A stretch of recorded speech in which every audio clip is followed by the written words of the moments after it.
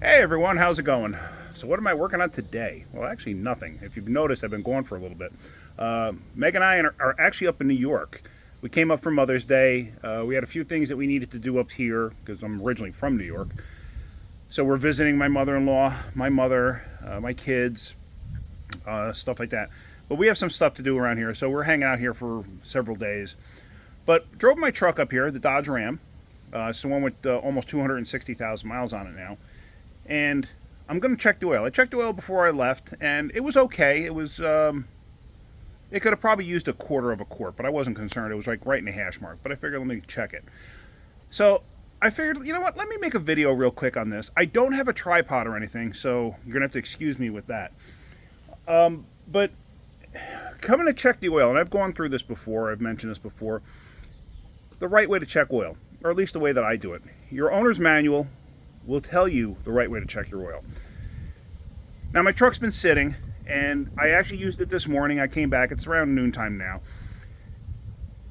It's cooled off, but it's not fully cool. But let's go and let's check the oil, but I want to show you a couple of things while I do this. All right, so here she is.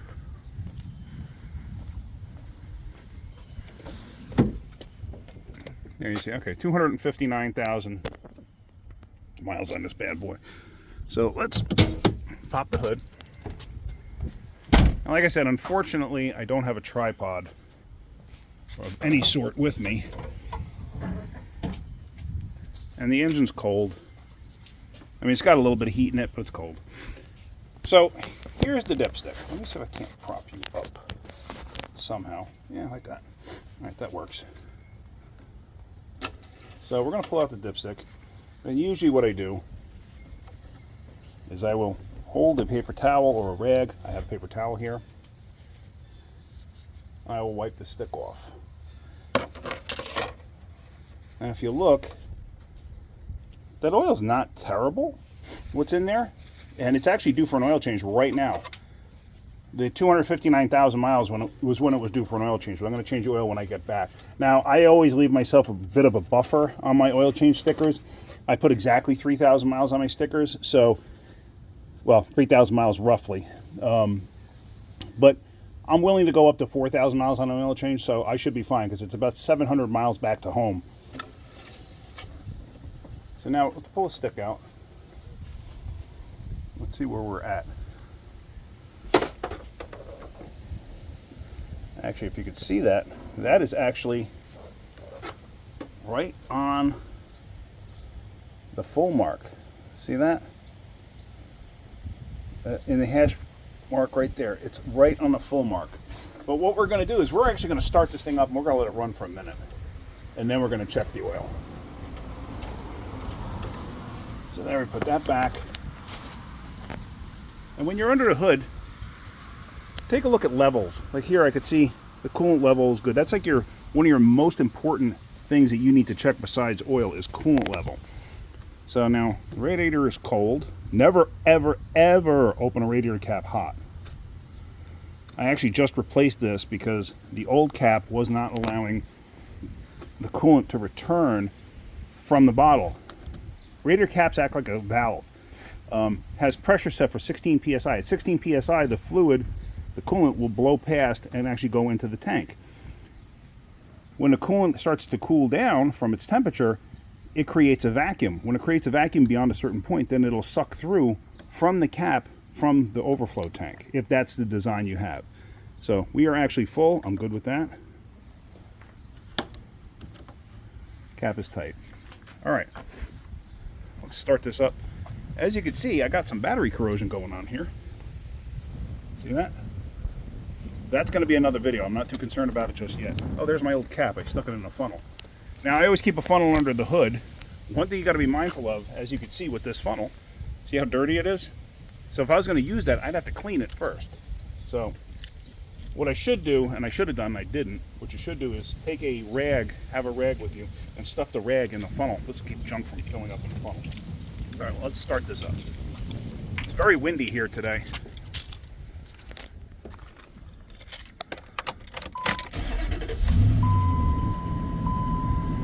And as you heard, the motor's pretty quiet, all things considered. So we're going to let it run for a couple minutes. Let's let it get a little bit of temperature in it. And then we're going to check it. But there you see, temperature gauge is cold. Now, what's the reason for actually letting it run? The reason for letting it run is you want the oil hot. At least that's how I do it. Some vehicles are different. I like to get the oil hot. I like to have the oil circulated throughout the motor, because when I check the oil, the level is a good possibility it's going to be lower afterwards. Like, it may be up to a quart low, because right now it was showing absolutely full. When I left, it was about 3/4 on that hash mark, so it didn't add oil on its own. It didn't rejuvenate and collect oil. That doesn't happen. So I want to check it and see where it's at. All right, let's let it run for a minute, and then we'll get back to this. All right, so there, the temperature's been climbing up enough. That's good enough. I'm fine with that. I just don't like to have them dead cold. So let us check our oil again and see where we're at. So I'll prop you up right there. You should stay. Again. Now, the reason for me holding the rag down here as I pull the stick out is it keeps any oil that's collected on the stick. Whoops, I know I just dropped the phone. Hold on. It keeps any oil that collected on the stick from whipping out and splashing onto the motor somewhere. Because knowing my luck, it would splash right onto the exhaust manifold, and then I get the smell of burning oil for a short period of time, and I just can't stand that. All right, so stick in, back out, and there you can see it is down. It's basically, well, I'm going to check it one more time.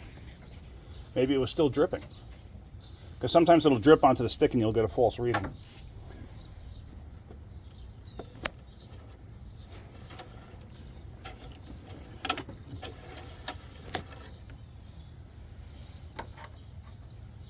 That's roughly about where the same place it was before.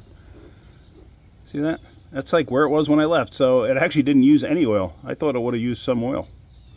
But I guess not. I guess it's okay. All right.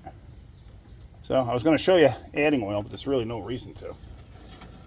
So this is something super simple. Anybody can do it. You can do it. Don't be afraid. Check your oil. It's very simple. It's very simple to do. Add oil. Add the right oil. Like this calls for, I can't even remember if it calls for 520 or 530. Okay, it does call for 530. It calls for 530. Because of the mileage and everything else on this, I'll use 1030. It's not going to change anything. It's not going to hurt anything. In dead winter, if you're in cold areas, yeah, use 530. But I'll use 1030. It doesn't matter. I actually have 1030 with me. So, but yeah, check your oil. You can do it. It's not going to hurt nothing.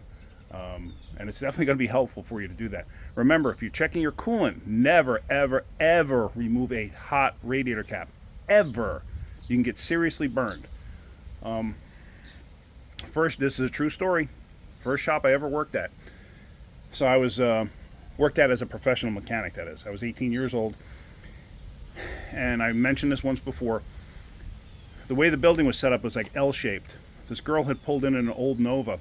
And the GMs used to use radiator caps like at an angle like this. So the radiator cap would actually come in on this angle. Oh, hang on one second. Sorry about that. So yeah, the radiator cap would come in on an angle like this. And a young woman had pulled in with a Chevy Nova that was overheating. And the only thing I can assume, I didn't actually see it happen, but I was there. She came in and she put her hand on the radiator cap like so and twisted it, and it blew off like this, and she got sprayed with boiling hot coolant. She actually died from third-degree burns. So it's, just think about it, that's a nasty way to go. So just going to be super, super careful with stuff like that. So anyway, the battery corrosion and stuff like that, like I said, I'm not concerned about it right now.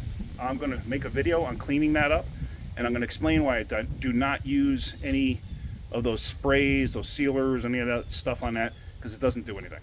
So, but I'll explain that at another point in time. All right, guys, hopefully you're getting something out of my videos. If you are, hit that like button. If you could, please subscribe. All right, guys, have a great day. Keep wrenching.